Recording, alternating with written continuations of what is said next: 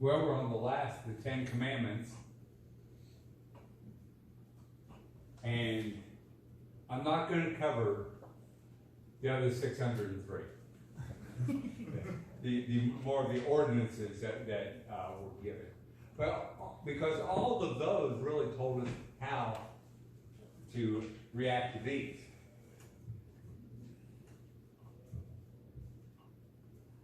But I want to look at a word. There was a radio commentator several years back who said, words mean things. When we say things, it should mean something. Right now in our country, we've got a lot of confusion going on. And part of that is the changing definitions, the changing language that we try to speak. If we don't have that common language, it is extremely hard to communicate. And that 10th commandment, you shall not covet your neighbor's house. You shall not covet your neighbor's wife, or his male or female servant, or his ox or donkey, or anything that belongs to your neighbor. And covet is more of an old English word. It's not one that we would normally use. It means, I want that. I want what you have. I don't want anything like it. I want that. Chad, I want your truck. No, I know you don't. Well, I between him, Wendell, and Billy, we've got, we look like we have an armory going down the road. But you know, instead of just saying, I want one like it, you know, I want one to lift kids, and I want one big enough to handle everything and do all that. No, I want yours. And I'll do anything it takes to get. And God makes a shift in the commandments here. You will not steal. Specific. We talked about how wide that really is. You will not commit adultery. You will not murder. We covered all those three last week, and how they do have some broadness to them. But with this, the covenant itself is kind of narrow. That I want something somebody has, and I want it so badly that I'm willing to sin to achieve it. I may murder, I may steal. This is where God throws that ringer in at the end. He made a couple shifts. The first couple commandments talked about our relationship with Him. The next few are relationships with each other. This is actually a battle with ourselves. This is our attitude about things. It's because what we start dwelling on, we actually start acting on.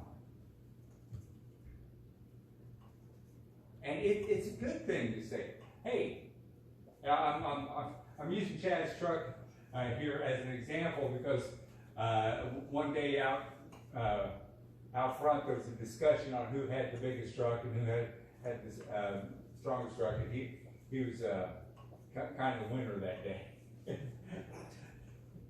but they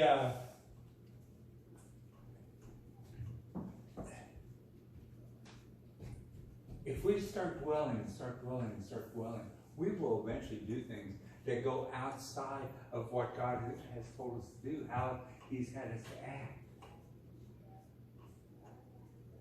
And I also see this particular commandment, because it changes, it shifts from action to attitude,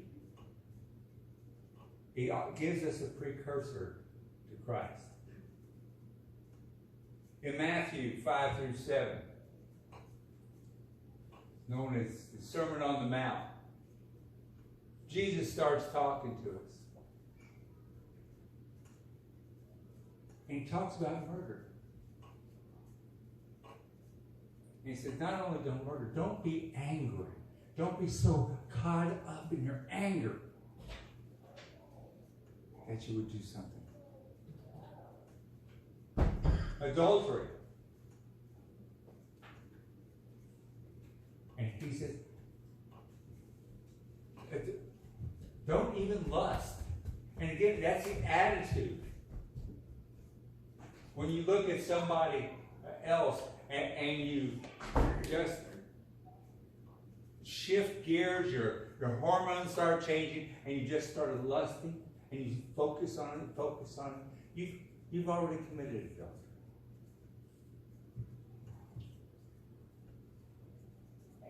Making oaths. And you know, I swear on my mother's grave. I swear by all that's holy.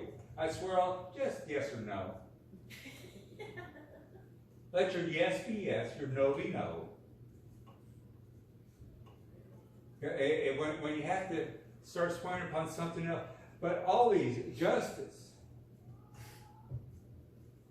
We all seek justice, and I believe that's a very good thing. But sometimes justice is served, but you're still not healed. If you want true healing, you've got to take that step of forgiveness. That's harder. Forgiveness does not mean relationship. But that means I'm going to release it and not let it control me anymore.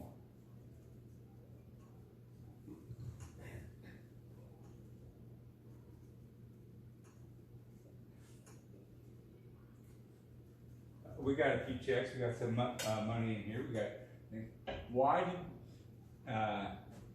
And I noticed the checks when they were put in there. They were put in face down or folded so nobody could see.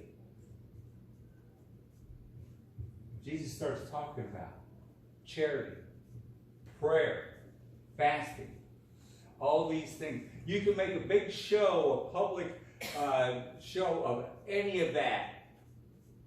And really, it diminishes what it is.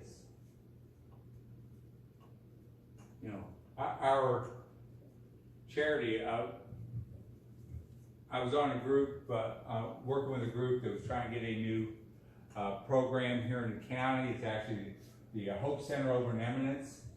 And they were talking about how to acknowledge people's gift.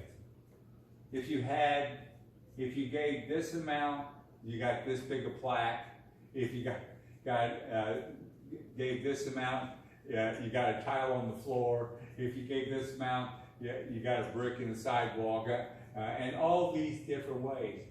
And we said, why do we give them a thank you?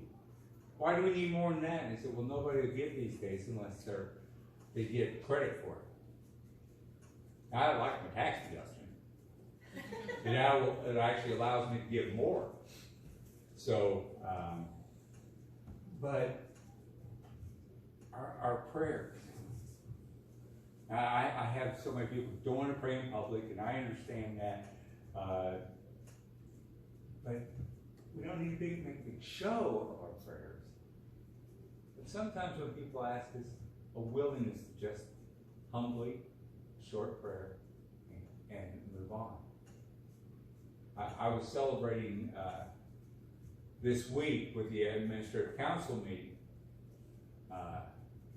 Delilah has been our chair for quite a while, and we'll say, who wants to open this with prayer? Who wants to close this with prayer?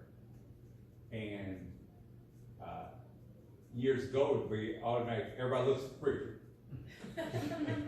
He's the only authorized prayer in the church. But now, I kind of got to stand in line. I feel I've actually done my job some that others can start saying, okay, this is what we need. We need God's presence here, today. And then fasting. Fasting's gotten real popular for health reasons and things like that. If somebody's intermittent fasting, you don't have to ask them about it because they're going to tell you.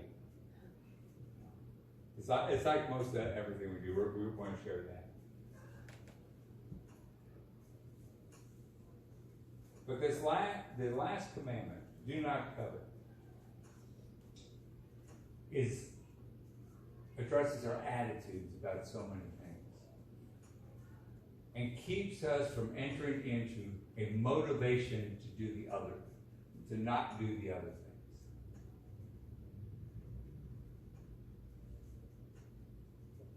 This is the end of the Ten Commandments.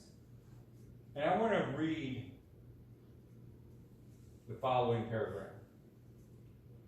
When the people saw the lightning and the thunder, and heard the trumpet, and saw the mountain in smoke, they trembled with fear. They stayed at a distance. Death, going on down, and said to Moses, speak to us yourself, and we will listen. But do not have God to speak with us, or we will die. Moses said to the people, don't be afraid. God has come to test you, so that the fear of God will be with you to keep you from sinning. At this time, there's an estimate anywhere from 100,000 to 300,000 Jewish people at this spot, at Mount Sinai. The most trustworthy I've heard are about 200,000. They were men, women, children. There was an entire nation there. They all had or most all of them had a common ancestor, Abraham and Sarah. But they had grown over a century to this number. And God revealed it to all of them at the same time. One complete group of people.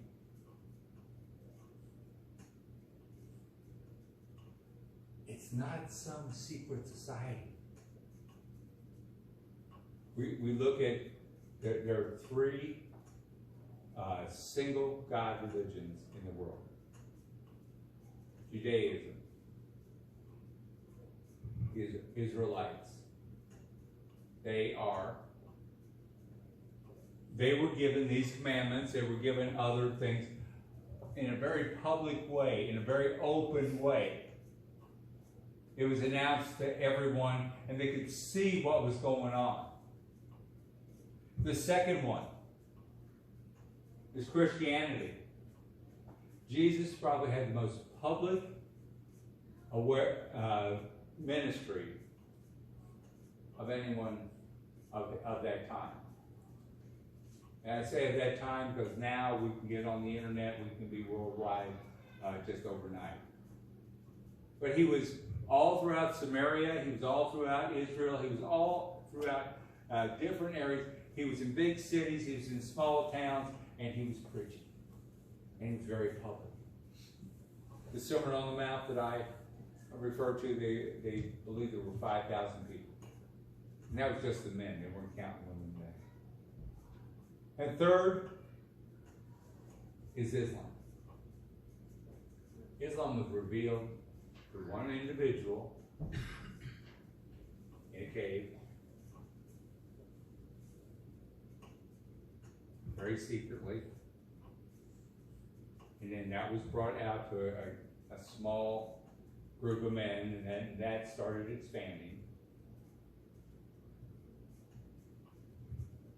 And it was not just religion, it was also politics and military tactics, everything else. We also see different groups that have kind of offshot from the mainstream Christianity. That a single individual or a very small group became enlightened. It was revealed just to them. The Ten Commandments were not something made up. And Moses didn't just go up and, go away for a while, show up. Hey, look what God gave me. It was a monumentous event. Mount Sinai was covered with smoke, with lightning, with thunder, with all these things. They said the people could actually hear the voice of God. Some commentators will tell you that. We were given this in this public way, just as with Jesus' teachings, so that we can have a common ground to live by. Common values applicable to everybody. To the men, to the women, to the kids, to everybody.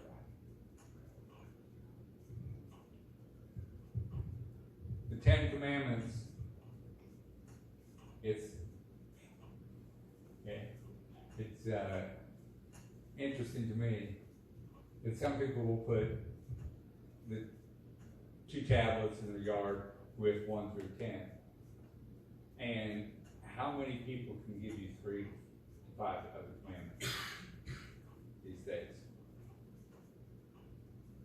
Because I'm a YouTuber. I like to watch YouTube a little bit each day. And some guy was going around saying, they were at a gas station pumping gas. Anybody here like the current gas prices? Okay. He was offering to fill the person's tank for him if they could give him 1 Bible verse. Nobody could do it. Now, he probably had wound up filling a few tanks, but the only ones you saw. But he had half a dozen or so that for the $20, $30, $40, even $50 it was going to cost to fill your tank, they couldn't come up with a Bible verse. One guy came up with John 3:16, God so loved the, and that's all she could remember. So, let's take these commandments. Let's know them. Let's teach them. And let's live by them. And Jesus said, remember. Now, a mountain covered with smoke, lightning, thunder, I'm sure all the Israelites that were there remembered that. And they remembered the Passover, when the blood of the lamb on the doorpost, and the angel of death pass over. And every year, that is celebrated in the Jewish community. And part of that celebration, Jesus took his inner circle,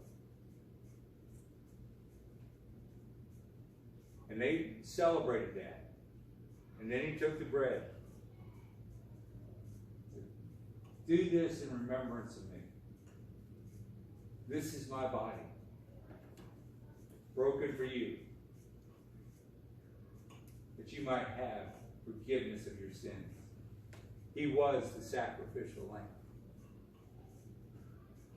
Then he took the wine and he blessed it.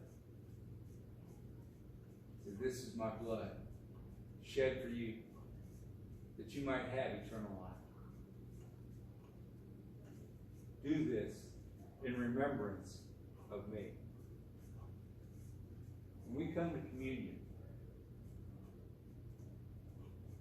we celebrate it as a congregation.